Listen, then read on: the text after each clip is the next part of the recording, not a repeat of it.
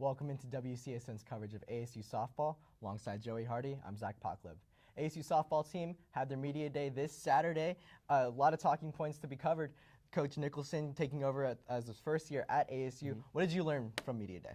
Well, Zach, the media day was focused with really two main talking points. They talked about Coach Nicholson and his new style at the helm, and also they talked about having so many returners and their expectations for this season. But I'm going to start by talking a little bit about Coach Nicholson. Players seemed very accepting of Nicholson's new style. They seemed like they're giving into this system, but Coach Nicholson himself said really there's not too much change with the season. He said really the only change is going to be a more aggressive style. He said he definitely wants to run the bases more. He wants to focus a lot more on stolen bases. In fact, he said whatever last season's number is, he's going to double it, and just focusing on aggressiveness. And I actually got a chance to interview him Saturday, and here's what he had to say. We're just going to play the game a little bit more aggressive and not wait for somebody to hit a home run. I mean, we got some great hitters, and we're going to have our share of power, but we want to make sure that we're putting pressure on people and forcing them to execute on defense. So I think those are the kind of changes that we've gone through, and I think our players understand what we're looking for, and we're in a pretty good spot right now.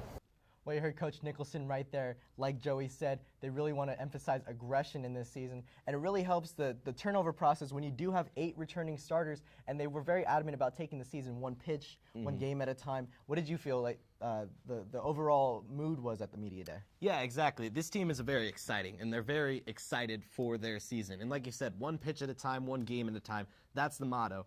It really is not much of a goal, but rather an expectation to make the Women's College World Series.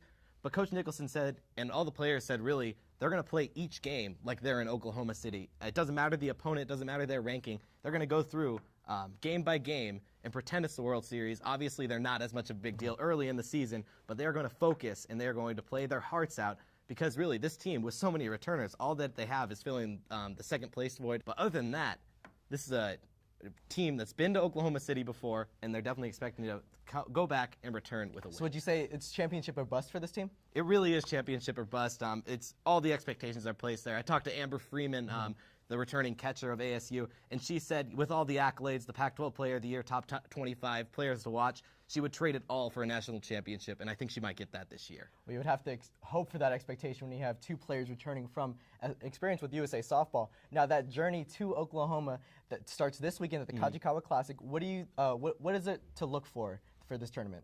Well, I look for the return of the power hitters like Cheyenne Coyle and Amber Freeman. I think they're going to get right back on track where they left off last season and just start winning. They start out Thursday night. They're playing Creighton. And while that's an easier opponent, I really expect Craig Nicholson to start playing with his new system, start trying out stealing more bases, start playing a little more aggressively rather than just swinging the bats, hitting home runs, which is really what he wants to change. And I expect, of course, they're going to win a lot of games against some of these cupcake teams.